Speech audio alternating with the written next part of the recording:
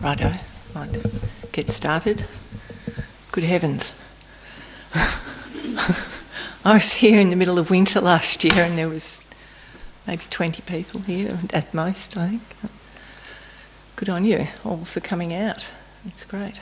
So this is my name's Claire and I've been coming here since 1994. I walked in here first time to do Monday nights, and we had the bookshop just in here, I remember, and there were bells hanging on the thing, and I crashed into the thing and made all this noise, and I was really nervous, and I walked in here and went, whoa, what have I walked into? And my first thought was, when someone hits me for money, I'm out of here.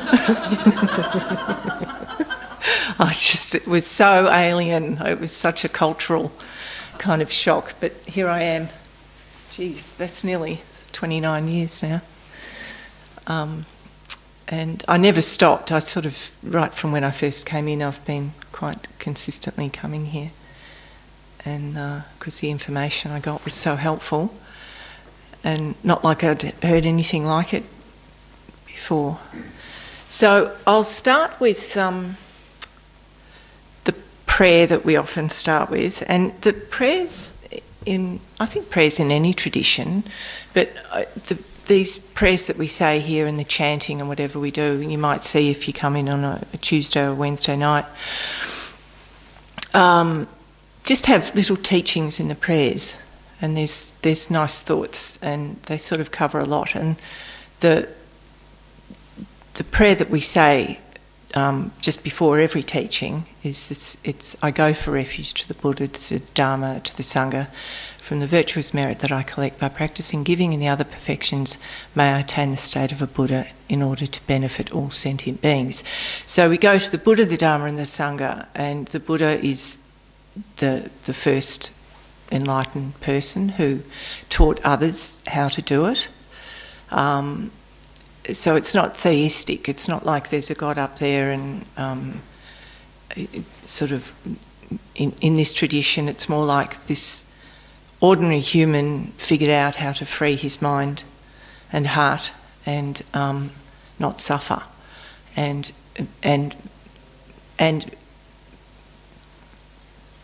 the way to do it was by benefiting others. So he sort of put all of this together. So we turn our mind to someone who's done this amazing thing and has the teachings in this lineage have come down straight directly from the Buddha, from student to student to student throughout the ages. So very inspiring. And the Dharma is the actual teachings, which is how you can get free as well, by sort of following the Buddha's teachings.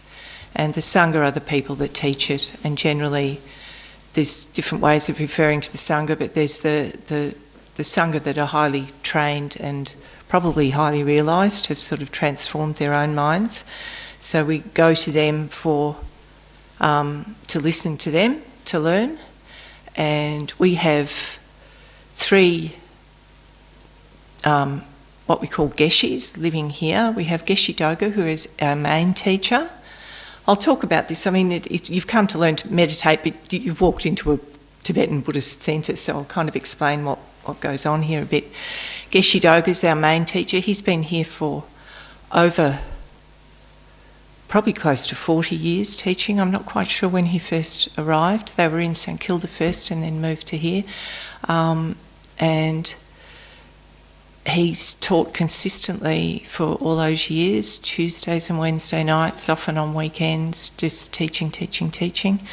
And we now have 2 more Geshis who have come from Sera Monastery. And Sera Monastery was a big monastery in Tibet that relocated in India when, when Tibet was invaded by the Chinese, and they all kind of had to scarper to save their lives. A lot of the Geshis, the Geshe degree is like a master's in Buddhist philosophy. It's very high. They study for 16, 20 years to achieve the degree. So that's kind of, and there are levels of Geshe, but these, I believe that the other 2 are Larampa, Geshes, yeah. So it's the highest level of study that you can achieve in the Tibetan tradition.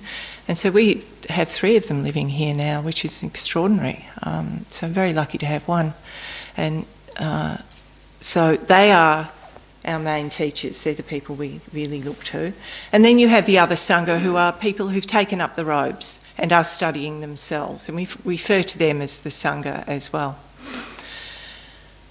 And so then Buddha, Dhamma, Sangha, the virtuous merit of collecting, giving and the other perfections. So when we say from the virtuous merit of collecting, giving and doing giving and the other perfections, we're actually referring to a lot of the practices. And your practice starts with giving, and then there's a whole thing that we call the 6 perfections that follow. I'll just name them. There's generosity, morality, patience, joyous effort, concentration and wisdom. So that's the 6. So each leads into the next, and that's a whole world of Buddhist teachings unto itself. You could study that for months or a lifetime. So it's just making reference to all these things in this very short prayer. And may I attain the state of enlightenment in order to benefit all others. And that's the bodhicitta wish. It's sort of like with this wish that I can see the suffering in the world, I can see my own suffering, and I understand the suffering of others, and I want to be able to help other people, and the ultimate way to help is to become enlightened like the Buddha. So his teachings for these 2,500 years or whatever, all of these teachings have been passed down, and many people have become enlightened. So a lot of the teachings are from people that have actually become enlightened as well. So we have their teachings as well. So that's the ultimate way to benefit others, to sort of free our own mind, and then we will understand how to actually really help others. At the moment we can't even help ourselves. It's hard to kind of help yourself, let alone help anybody else, kind of thing. So that's all encompassed in this little prayer. So I'll say it 3 times. The Tibetans, we hold their hands together like this. I'm not asking anyone else to do it, but just explaining that. And so this wish that we have to become enlightened is like something that we hold like a jewel in our hands. So they have the thumbs together inside the hands like that. You're holding this wishing jewel of wishing to become enlightened. So I go for refuge until I'm enlightened to the Buddha, the Dharma and the highest assembly from the virtuous merit that I collect by practicing giving and the other perfections. May I attain the state of a Buddha in order to benefit all sentient beings. I go for refuge until I'm enlightened to the Buddha, the Dharma, the highest assembly from the virtuous merit that I collect. By practicing giving and the other perfections, may I attain the state of a Buddha in order to benefit all sentient beings. I go for refuge until I'm enlightened to the Buddha, the Dharma and the highest assembly from the virtuous merit that I collect. By practicing giving and the other perfections, may I attain the state of a Buddha in order to benefit all sentient beings. So when we talk about merit, the virtuous merit that I collect, every time you do something good, puts a really good imprint on your mind. And they call that collecting merit. And so I'll probably be all over the shop tonight. There is so much to talk about, and I'll try and do it in a kind of a way that makes sense. So 2 things that we're trying to do is to collect merit, and by learning to meditate and maybe listening to these teachings is actually putting very positive imprints on your mind. And that's a way to collect merit. You can collect merit by giving things, just anything positive that you do, listening to people, helping other people is collecting merit. And you want to collect lots of merit because in the end it makes you feel good. It sort of puts positive thoughts into your mind. Now we're full of our lifetime or lifetimes, if you will, of doing lots of not so good things, and we want to kind of remove those from our mind. And it's because we don't really understand how to gain happiness or what happiness means. And the way we work now is that we think that it's external things. It's all that sort of we're kind of trying to get happy. We might have the best of intentions, but we're often doing things that harm ourselves. So we kind of think about, you know, you might elbow someone out of the way to get something, or you might get angry when you don't get something, and we grasp hold of things because we don't want to lose them. And, you know, we know that everything changes, but so we're always doing these things that in those actions, they're creating imprints of habit in our minds as well. So we think that we're trying to get happy, but we can never quite get there. We do things that, you know, I've just had a couple of days camping down the beach, and it was lovely, and I love the beach, and it was really nice, but the whole time I was sort of anxious because I was camping with friends, and I'm sort of worried about, just worried, you know, just there's this underlying kind of thing, and, you know, really good friends, and we had a great time, but there's always something kind of playing in the back of your mind, or I want to do this and they want to do that, or, you know, and it's sort of, you know, it's interesting. And I mean, it's even the thing of like, you're hot, so you go in the water, and because you're suffering with the heat, and then you go in the water and then you're cold, and you have to get out again, and so you're suffering with the cold, and you can never, it's never quite, you know. So this is sort of saying that, explaining why this happens and why we're never quite we can never quite get what we want. And even when we do get what we want, we're never satisfied for very long. Or, you know, it changes, things change. So, I'll start with some breathing meditation.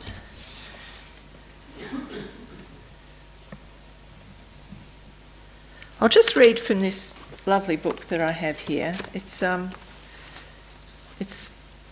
think we have copies of this here. It's Geshe. They refer to him the full name of Geshe Acharya Tubten Lodin.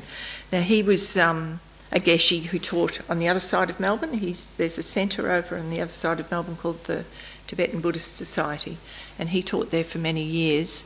And he passed away about 8 years ago, but his students are still there and the centre is still thriving.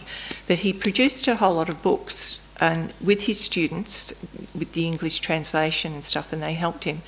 And they're particularly fantastic reading, and his language is very, very simple. This looks really huge, and it is, but it's got what they call the path to enlightenment, and you'll often hear of this as a lam rim in Tibetan, but it's a classic kind of compilation of the steps. And so all of these teachings, everything up in these is sort of compiled in the lam rim, in the path to enlightenment. So he produced this, and it's just collections of all of the teachings put in a very nice orderly way, but his language is very good. I'll just read this passage from here. I might refer to it a few times over. How to use meditation and the Dharma teachings. By knowing the Dharma, so the Dharma is the teachings, just the philosophy, and practicing meditation, we gain insight into our own mind and our actions. We're able to see which thoughts and actions are skillful and which are unskillful, what is right and what is wrong. We can evaluate our level of understanding and wisdom and our level of suffering and delusion. Meditation reveals all this because during meditation we concentrate on our mind, our feelings, our discriminations and impulses. In meditation we investigate ourselves and observe our mind, seeing how many positive and negative thoughts it has. The Dharma is like a mirror, and he's referring to another sutra or text called the Life Stories. So when I see clearly in the Dharma mirror the form of my evil attitudes, I feel immensely distressed and orient myself to the Dharma. We look into the mirror and see whether our face is clean or not. Likewise, we should use our meditation practice to observe our state of mind. If we find that it is full of negative thoughts, then we use the appropriate opponent practice to purify those negative thoughts.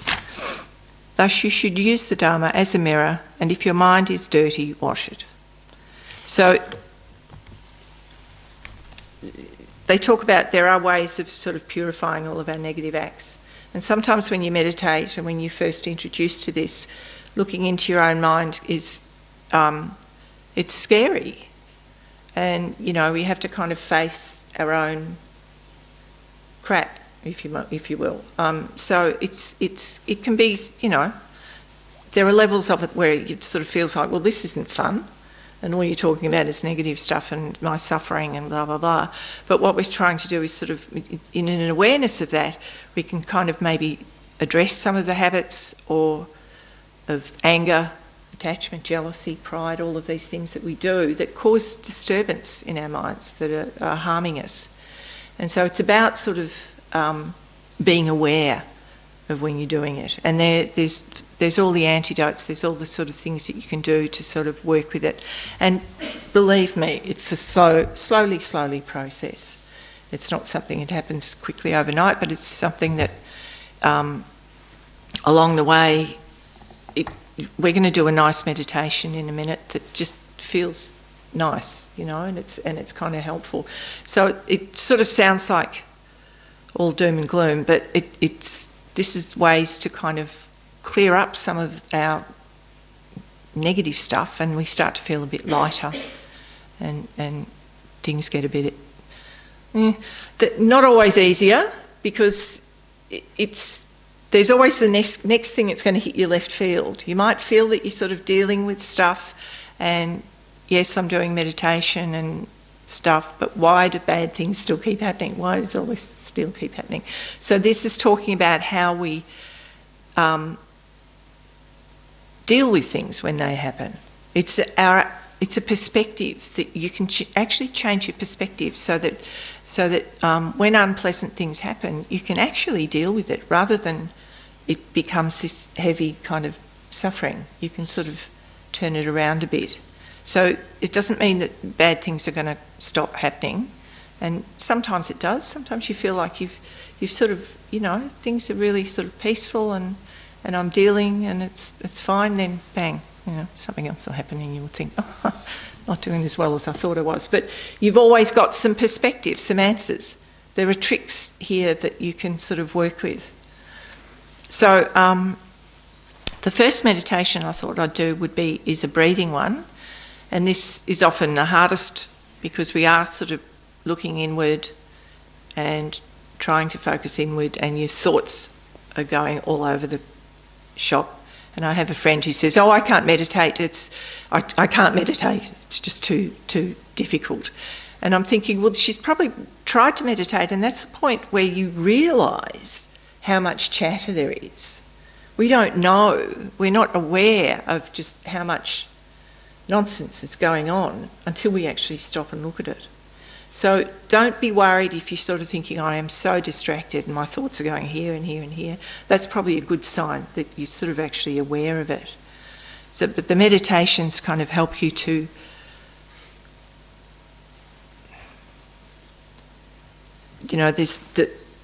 we might start with the first bit where here it's saying, there are a number of methods for counteracting the mental excitement. One is to focus firmly on the breath and let the mind become calm, even as the natural rhythm of your breathing. Every time your attention wanders, bring it back to the breath. Observe whatever thoughts and feelings arise without getting involved in them. Recall that they are just waves on your mind rising and falling. But if your mind is strongly caught up in disturbing emotions such as attachment and anger, it might be necessary to spend some time working on one of the antidotes. Well, we won't do that, but there are meditations on attachment and there are meditations on anger as well. So I can't I want to kind of do everything, to tell you everything, but we'll just start with some breathing meditation. So you sit, try and be really comfortable. You keep your spine straight. That's good for you. Sort of, they sort of say it's you've got an internal kind of psychic nervous system that kind of follows out your physical nervous system. And it's things like when you're doing yoga and stuff and they talk about the chakras or whatever, it's sort of, that's what it's sort of referring to. So there's this sort of central channel, and then your system goes off in all directions, but from your body, speech and mind. But if you're slouching, you're kind of blocking the energy. So they say that it's really important to keep your spine as straight as you can. So if you're sitting in a chair, having your feet flat is a good way to do it, and then tilting the hips forward a little bit. Cross-legged if you can. Lotus, full lotus if you're bendy, able to do that. And then just relax your shoulders. The Tibetans put the left hand down, the right hand on top, and again it's an energy thing with the thumbs just touching. You're kind of creating a triangle, and Geshe-Doga says to point the thumbs in towards the navel. So they're sort of directed in, and that's an energy thing as well. Just relax your shoulders, slightly tilt your head forward. If it's too far forward, you'll probably fall asleep, and if it's too high, you actually get distracted. So somewhere sort of just slightly tilted forward. Your eyes gently closed. You could let a bit of light in. When you get really good at this, you can sort of meditate with your eyes open. So just having them slightly open with a bit of light. Then the tongue at the back of the teeth, and that's for, if you're sort of meditating for long periods, it stops saliva, stops it sort of dribbling, really. What else? So, just be relaxed and comfortable. And just bring your mind inward, thinking, I'll just let go of the day. I won't think about what's going to happen after or tomorrow. Just stay in the moment, here and now.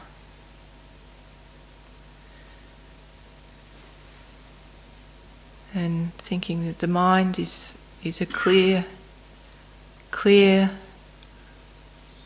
reflective space that your thoughts just pass across, like clouds in the sky. So just letting any thoughts pass, not trying to suppress them, but just let them go.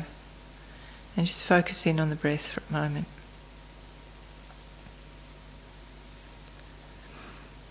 So focusing on the in-breath and the out-breath. Just following it in to the lungs and then out again. Just mentally following.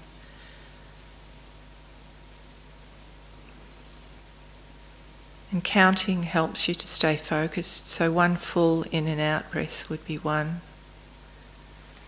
And if you lose count, you just come back to the start again. And just see if you can just keep focused on the breath, trying not to worry or think about anything else, but for the moment we're just staying with the breath.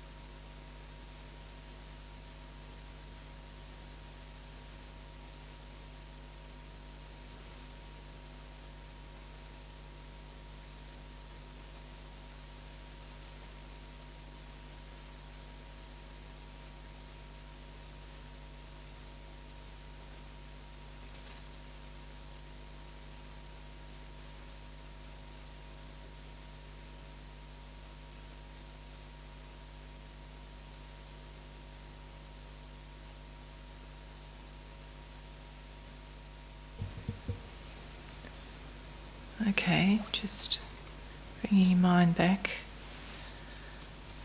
to the room.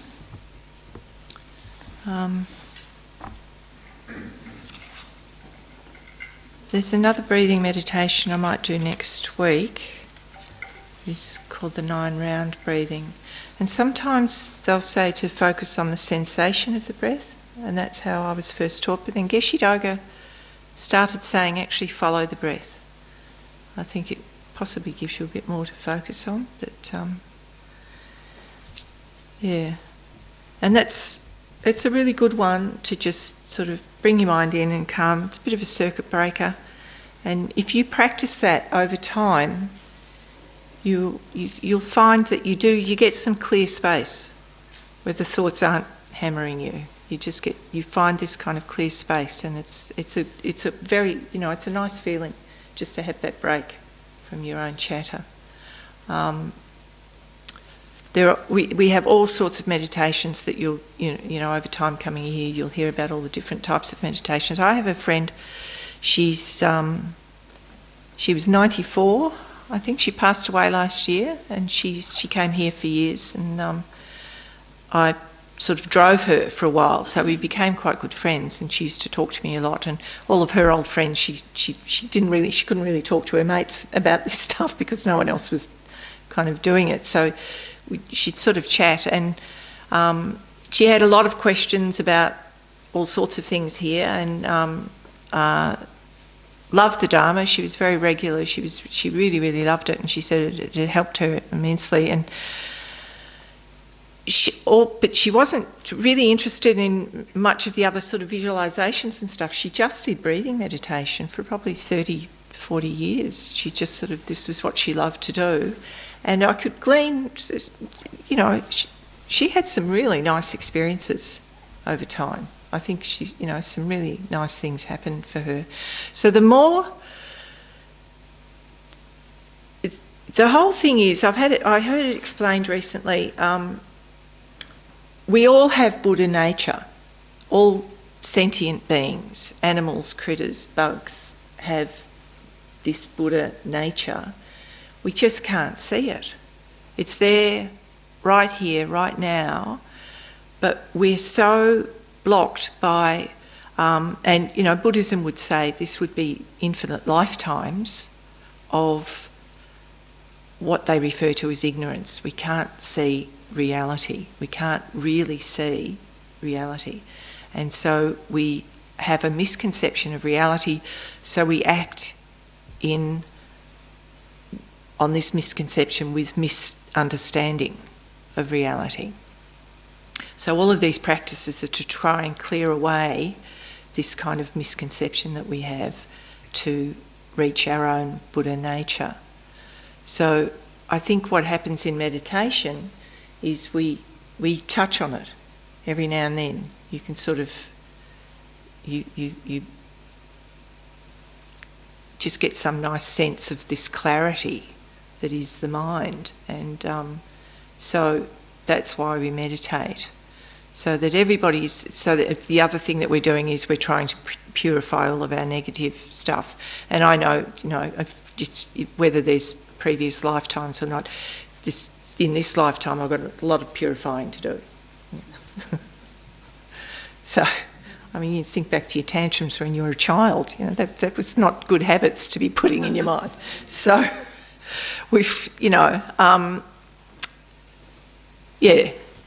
and it all sounds very lofty, but it's actually sort of it's doable. So I thought I would start with a loose sort of framework of over these 4 weeks, talking about the what's referred to as the Four Noble Truths. And when the Buddha sat down under the Bodhi tree and finally became enlightened, took a lot of work on his part.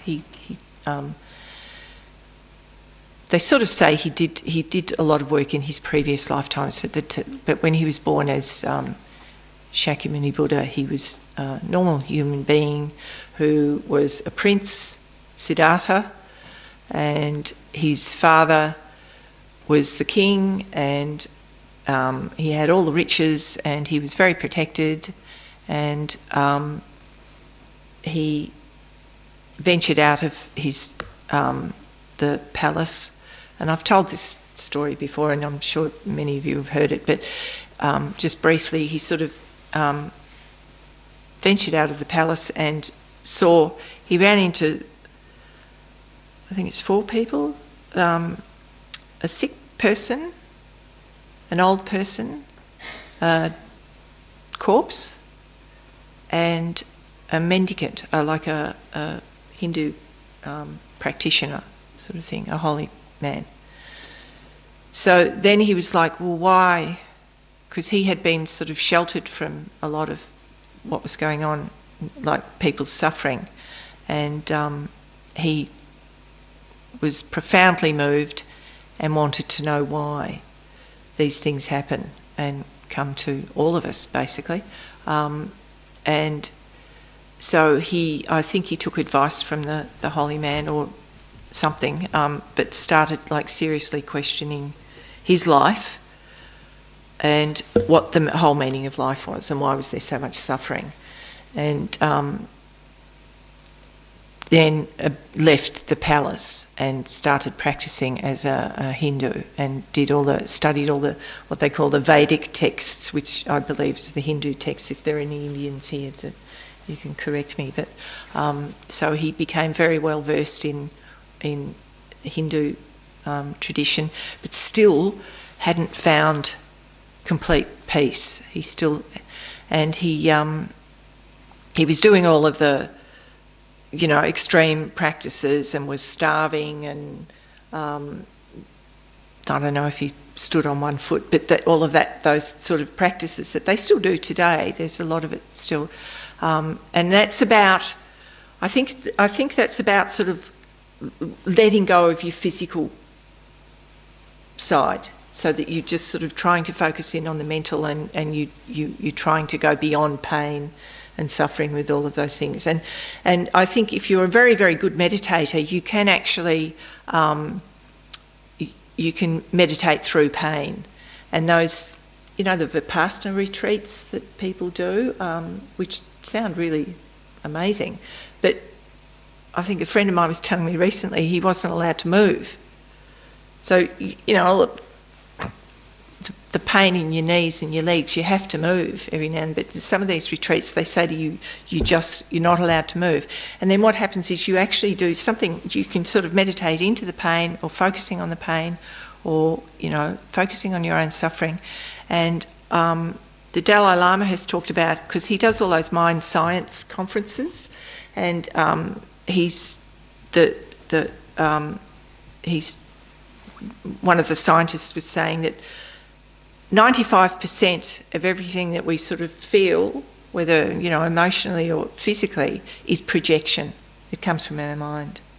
So yes, there might be a bit of pain, but why would some people might go, oh, this is terrible, I can't stand it, and other people like, it's not that bad.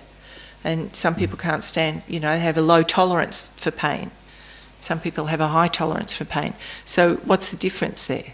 It's an attitude. It's something in their mind is helping them to not stress about it so much, or overstress about it. It's just it's what we project onto it. And sometimes when you kind of like, really upset and you're going, no, I don't want this, and you spiral downwards, kind of thing. But if you don't sort of stress about it so much, it's not quite so bad. I think you know what I mean, sort of thing. We do it ourselves. So he went off, did these practices, was starving, was at death's door, and just outside Bodh Gaya in India, you can go to these places and visit them. He was on the side of a road, and a woman came by, and I think she had some rice and milk, and she fed him, and he was kind of revived, and his mind was clearer because he was feeling physically better. And this is where the whole middle way thing comes in, where he realised that when he was sort of nourished and feeling comfortable, he could actually focus better. and it actually helped him. And then he started to kind of come up with his own thinking beyond what he had learned in the Hindu, and that's what became Buddhism, because his friends were very upset with him because he'd abandoned a lot of these practices and was going off on his own. And he had, I think there were 5 friends that all kind of been working together, and so he went off on his own, and he sat down. Eventually, he sort of sat down under the Bodhi tree. He knew that something good was going on, and he sort of said to himself, "I'm not getting up until I've reached the point that I'm looking for of like pure happiness and bliss and enlightenment." And it happened, and so then he got up and sort of walked away from that experience. The Bodhi tree is still there, and they say it's the same lineage of the tree. They've used either cuttings or seeds from the original tree, and you can go and see these places. It's amazing. And he didn't sort of say anything, and eventually he sort of ran into his friends again, and they were like, he was so kind of at peace that they couldn't help but notice, and they were kind of like, whoa, what's going on? And he taught them what he knew, and they became enlightened, and so on and on. It went. And he actually had a wife and a son when he was living in the palace when he left. So, he basically abandoned them, but he came back and he taught them they became enlightened as well. So he went back and looked after them, and that was his whole point, was that they were going to suffer as well. He knew that they would suffer sickness, old age and death, and that's a really painful thought for any of your loved ones, to think about them going through these things. So that would have been part of his motivation, or his that this is what we're all going through, and why, and is there an answer? And he did find an answer, and he so that's the whole thing. We talk about suffering a lot in Buddhism, but it's because by acknowledging our suffering, then we want to do something about it, and they do have answers, and that's the good news, that they actually, they're not just going, just go and meditate on your suffering. So he realised what they call the 4 noble truths, and noble meaning Arya. It's once you've learnt all of this and you've become enlightened or realised the meaning of reality in a non-misconceived way, you understand these truths, and they call them the 4 Arya, or 4 noble truths. The first being that the truth of suffering. Suffering exists on many levels, for everyone, for any sentient being that exists is suffering to some degree.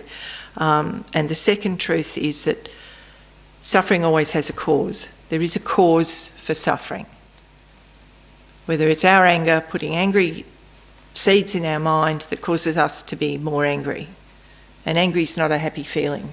It's not a cool feeling. So we develop habits, and so there is a cause for my suffering. And they talk about all levels of mind and all levels of suffering, and the causes of these different types of suffering. And the third noble truth is that there is an end to suffering. And we all have the potential to reach a state of perfect peace, clarity and compassion, in which we no longer experience the results of past negative acts or create the causes for future suffering. So we stop doing things that are going to just create more karma, and we've actually cleared our mind of our past karmas. So there is a means to an end of suffering. And the fourth noble truth is, that there is a means to an end. Yeah. So the third noble truth is that there is an end, and the fourth noble truth is the path. Is all of this information that will help you to get out of suffering. So these are things that he realised on a deeply profound way. he sat down and started teaching. Or he was actually requested his friends. He didn't go out and go, oh, I've done this thing, I want to tell everybody.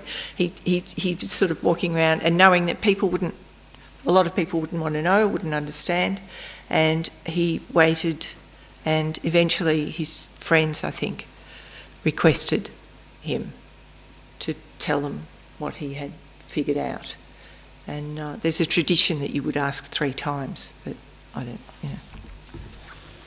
So, and that's a big thing in this tradition as well, is you don't go out proselytising, going, oh, I've got all this, I want to tell you, you're going to get happy, do this, do this, do this. And people would just go, no, you're like someone knocking on the door saying, I've found Jesus or something. It's sort of, and not to be sarcastic. I mean, I didn't really mean it that way, because I've got enormous respect for Jesus. I grew up Catholic, and I know that everything that he represents, everything that he did was along the same lines. It's all all religions have their basic tenets of love and compassion, and that's what Jesus taught, and Muhammad, and any other great spiritual tradition is based on love and compassion, and anything else that's happening is just human stupidity. And we can't blame the original person that came out with all of these beautiful thoughts for people that twisted it later. So but with this, it doesn't work. If someone sort of comes up and starts telling you about their spiritual beliefs and that you should believe them too, you go, leave me alone. So they never do that in this tradition. It's not sort of part of it. It's like, if people are interested, and His Holiness always says, take what's interesting, and the rest, throw it out with the rubbish. If you hear something that you don't like, it doesn't resonate with you, don't worry about it. But just use whatever is helpful. So I'll quickly talk about the different types of suffering. So this week it's all about the suffering. And next week we'll go into some of the causes and how we can maybe catch ourselves, and how to behaving in traffic is my big gauge and even coming here tonight, I didn't do anything silly, but I got grumpy. And I thought, dang, I'm on the way to teaching Buddhist, and I'm still kind of like, as soon as you do something and you catch yourself, that's a good thing. And you can sort of, there are mantras you can say, or you can just sort of say to yourself, I'm sorry, I don't want to do this. I don't want to be like this, and just sort of, just check yourself. And that's a form of purification in a way. Any of these meditations are a form of purifying. But catching yourself is a way to kind of stop the karma from growing, stop the bad thought from just feeding your habit, kind of thing. So there's 3 types of suffering that they refer to, and I will quickly run over this, and then I'm just going to do a nice body of light meditation at the end, because it's a really nice one to do, and it's a really nice thing to carry with yourself that you can do as a kind. It's a form of purification. So I'll kind of read from this, just so I cover most of the points. The first type of suffering is called the suffering of suffering. And this includes all obvious forms of suffering, physical and mental, such as severe sufferings arising from war, terrorism, natural disasters, famine, violent crime, rape, abuse, imprisonment, poverty, injustice, racism, addiction, injury and illness. Now this is quite an old book too, but it never changes, man. Like the stuff that's going on in the world at the moment,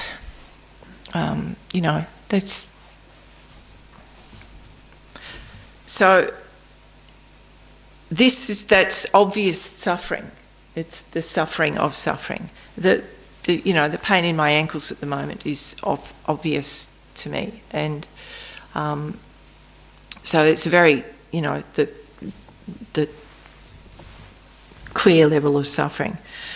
But suffering also includes all the normal everyday problems your body experiences: aches and pains, heat and cold, hunger, thirst, bad eyesight, earaches, cuts, burns, weight problems, muscle tension, fatigue. The list is endless. We recall these experiences and how we rarely are without one or more of them. There may be more extreme kinds of physical suffering that you experience, that you may have experienced in the past. Bringing these to mind and seeing the possibility that they could happen again. There is no guarantee that they will not. Think of the physical suffering you will experience when you're old.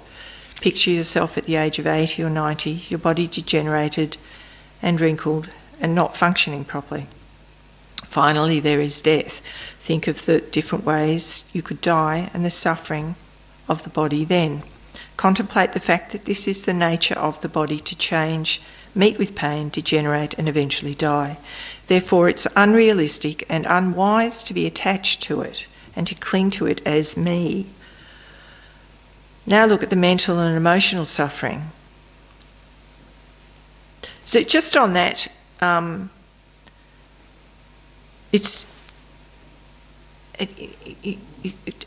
you understand it that these things are going to happen to us. So there's no point in sort of like hanging on thinking the body is the most important, fabulous thing, and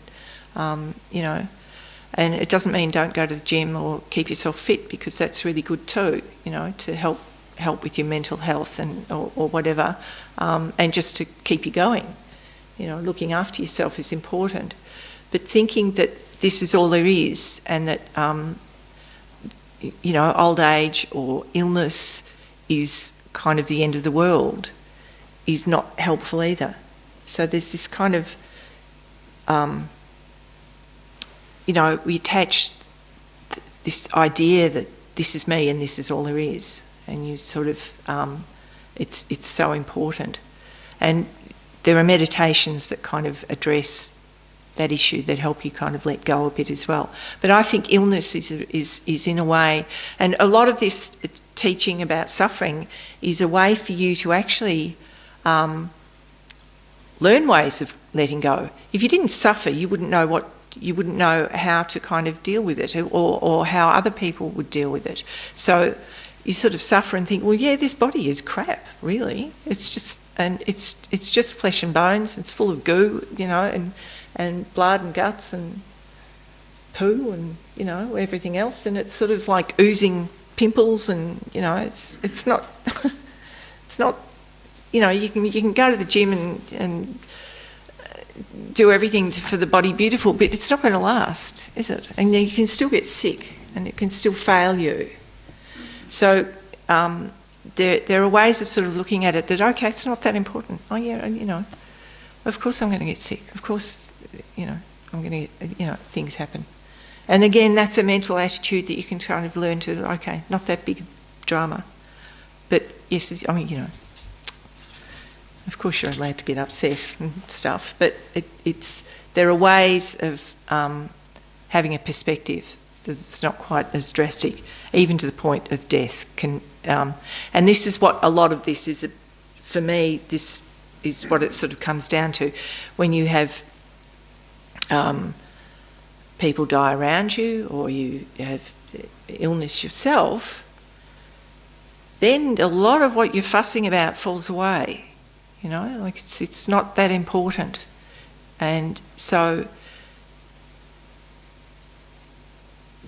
these are practices to help you have a peaceful mind, and that even death can be done in a peaceful and calm way, and not as freaky as we normally think it is, because in our culture we don't talk about death. But there are practices within Buddhism that can actually help you address death. And it's that thing of familiarity, of thinking about it and looking looking at it, it's not going to be that frightening when the time comes around, if that makes sense. It's sort of, and there's so much information, but we're running out of time, so I'll move on. So then you've got the mental and emotional suffering, bring to mind past, present experiences of loneliness, depression, grief, frustration, jealousy, anger, fear, confusion and anxiety. So we can go back over our lives and look at all of these things. Think of the mental suffering that is likely to come in the future, and when people close to you die or leave, and when you yourself die, and when the myriad of other things occur in our lives that are likely to cause unhappiness to one degree or another. So then you expand your thoughts to include the experiences of others. So everybody is feeling this, like everybody. And we don't normally think that way either. You can sort of look in the street, you can walk in the city and you think every single being that I see is suffering with all of this. And we kind of think, oh, they look so happy, or, they've got this, blah, blah, blah. They've got all of this as well. This is all happening to everybody. And there are meditations where you start with the people that you know, your friends, your relatives, your neighbours, and then you expand it out to your community, the whole of Victoria, the whole of Australia, the whole of the planet. And then you think not just about humans, you think about the animals and the suffering of the animals. And it's just, you can expand your understanding out further and further. So then we have the suffering of change. And this is a more subtle level of suffering that refers to the experiences we normally think of as pleasure or happiness. They're called suffering because they do not last. Every nice experience comes to an end without fully satisfying us or relieving our problems. It leads instead to the desire to repeat it and the hope that we will find the satisfaction we are looking for. Think of any pleasant experience, a nice meal, sex, a day at the beach, skiing, music, a movie, a cigarette, a beautiful sunset. How long does the pleasure last? Are any of these experiences fully satisfying? If you think they are fully satisfying, then why do you need to repeat them again and again? If something was inherently made you happy, then it wouldn't make you not happy. Then it wouldn't end. It would make you eternally happy if it was inherently happiness. So this means it's changing all the time, and what you thought was happiness has just dissolved, and it either doesn't last or it starts to cause you unhappiness. And it's because of this projection that we put onto things that, and then we kind of cling to them, or we want to just do it again. Oh, that made me happy, that made me happy.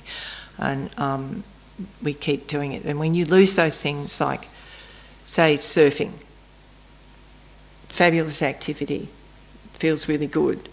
But when you get too old and you can't do it anymore, then what? You're going to be happy? Just with the memory of it? All of these things that we do that we think that are making us really happy.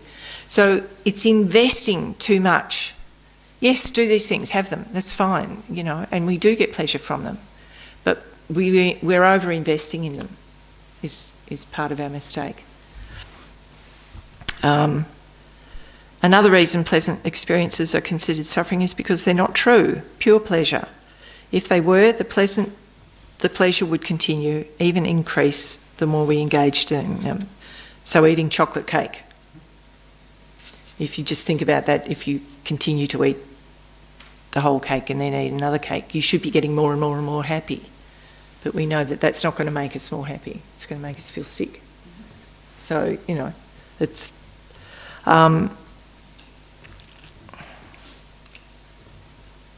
you'll feel increasingly uncomfortable and may even become sick. And even if you eat just the right amount to be comfortably full, that experience doesn't last.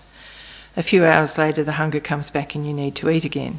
So when we're together with friends and family, at first we are happy, talking, laughing, enjoying each other's company. But what would happen if we continued to stay together hour after hour, day after day, without a break? we would probably become bored, irritated, and might even start arguing. Even sitting comfortably in a chair, eventually we need to change position because the comfort turns into discomfort. Or sitting by a fire on a chilly day, at first it's such a pleasure, but soon we must move away because it's too hot. So we know that, we relate to all of this. There's, it all kind of makes sense. And if it doesn't make sense, then you question it. If something doesn't make sense to you, you absolutely question it. And that's a big thing of Buddhism as well, is the analytical side of it. It needs to make sense. And it's very open, it's seriously open to questioning. Then the all-pervading suffering is the third type of suffering. They call it all-pervading. This is even more subtle than the suffering of change. It refers to our very existence as ordinary, unenlightened beings, with our mind caught up inextricably in delusions and karma. Although the nature of our mind is clear and has the potential to experience the pure, enduring peace and bliss of enlightenment, we are unable to keep it free of disturbed, unhappy thoughts and feelings for even an hour or a few minutes. And although we want nothing but pleasant and happy experiences, it's impossible to go through life or even one day without experiencing problems. Why is this? So, lacking a direct, intuitive insight into the true nature of things, we think, speak and act under the control of delusions, our habitual negative tendencies. We are thus in a bind. On the one hand, we experience in every moment the effects of previous karma and delusions, so that's your habits of mind. We're just experiencing the results of all of our previous habits, cause us to do it again and again. We're experiencing the effects. So something bad happens, it's because it's in our mind to see that, because we've either done that to someone else or that thing has happened somewhere in our past. We've created the cause for that, and that's why we see it. That's why something bad happens. It's a bit of a shock. You go, why me, or why did this bad thing happen? And it's hard to get your head around, and it just takes years and years of thinking maybe, and eventually you can kind of get the idea that there has to be a cause. And my experience is my experience in my mind, nobody else's. So the things that are in my mind, the experiences or the emotions or whatever's happening, is my experience, and it came from my mind. And it's that thing of having a different perspective. If the same thing happens to different people, they see it differently. Why? Because they have different seeds in their mind to see it differently. And that becomes really important, which I can't go into now because we're nearly running out of time. But it's sort of, this stuff can go on forever. So, into the true nature of things. We are thus in a bind. On the one hand, we experience in every moment the effects of previous karma and delusions. On the other hand, we create every moment the causes for future effects. This very moment of existence is both the effect of the past suffering and the cause of suffering in the future. The situation of being stuck in this cycle, this complex web of problems, is itself all-pervading suffering. It can be compared to being in a prison locked in by our karma and delusions.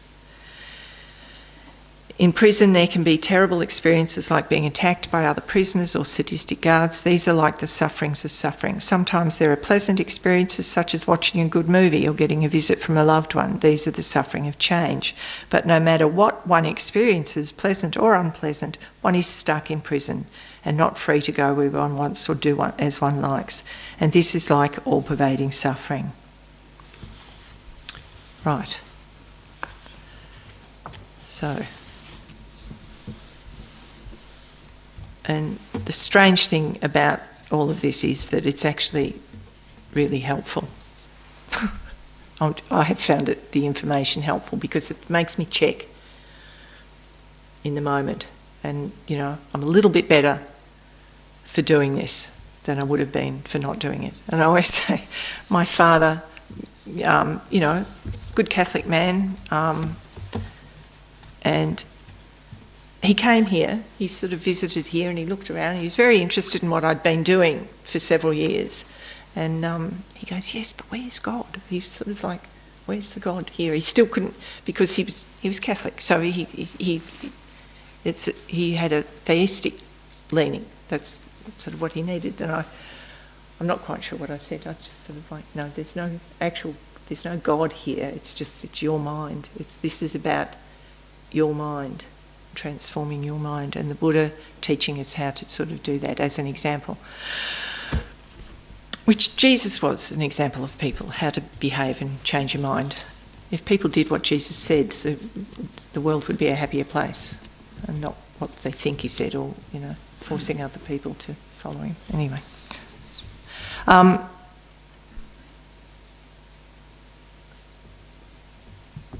forget where I was going with that, but so then we do meditation to actually sort of just get in touch with this peaceful state that we can have, and it's very helpful. So we're running a little bit late. It's a very short meditation. It's only one page here that I'll read out if people don't mind, and you're quite welcome to leave. I don't mind if people get up if you need to be somewhere, but we'll only do it for a few minutes.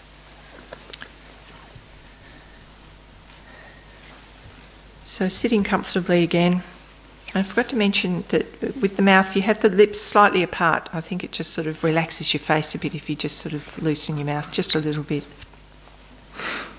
The head tilted slightly forward. And just relax your shoulders and focus inward again. Just focus on the breath for a moment. Bringing your mind inwards. Letting go. Any thoughts, just letting them pass.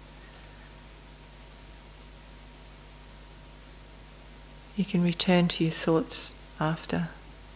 Just let them go and focus on the breath.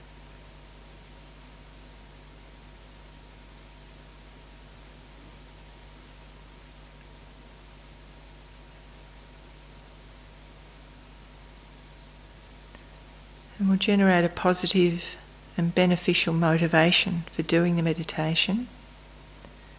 Thinking, I want to purify my own mind so that I can be of benefit to other beings.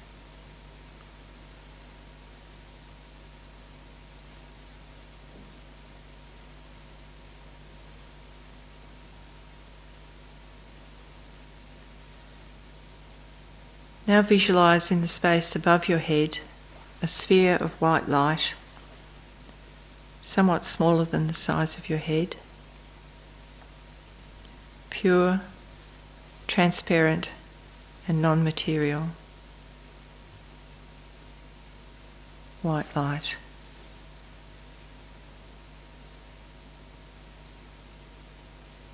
And just concentrating on the presence of the light. Don't worry if it doesn't appear sharply, it's enough just to feel that it's there.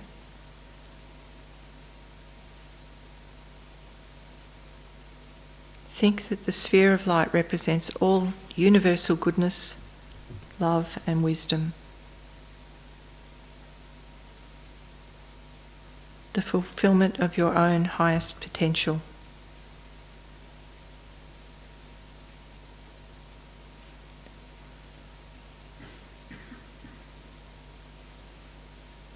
Then visualise that it decreases in size until it's about 1 inch in diameter.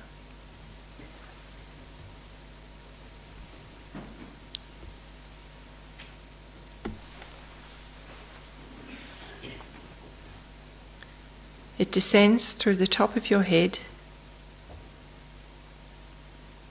down to the heart centre.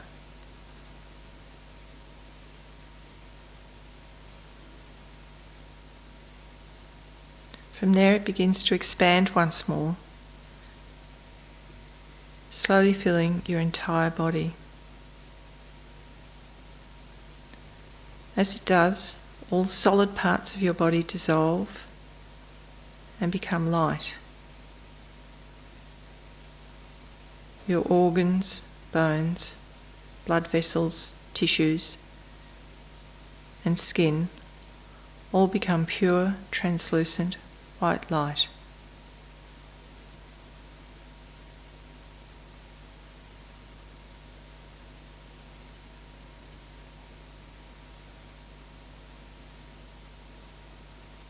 Concentrate on the experience of your body as a body of light. Think that all problems, negativities, and hindrances have completely vanished.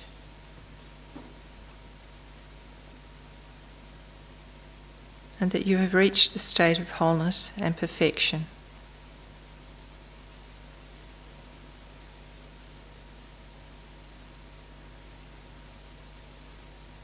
Completely filled with this sense of universal goodness, love, compassion, and wisdom.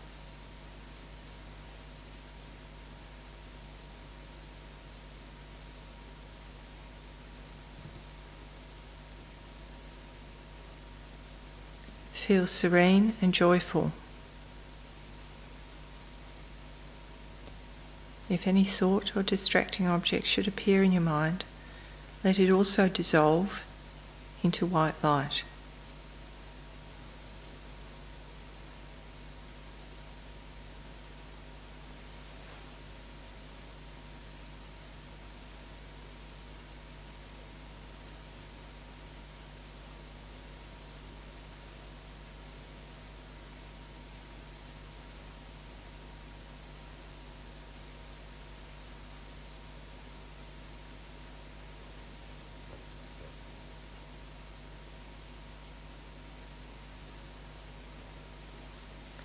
Okay. And we'll finish by dedicating the positive energy of the meditation to the benefit of all beings. And bring your mind back to the room. So that's another thing that we always do is try to remember to dedicate any practice that you do, which kind of seals it on your mind stream, rather than go back out into traffic, do something grumpy, and you've lost all your good thoughts.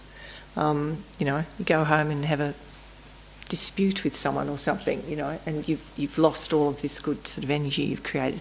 If you dedicate for the benefit of all sentient beings, it's sealed into your mind, so that it's keeping that good habit alive in your mind.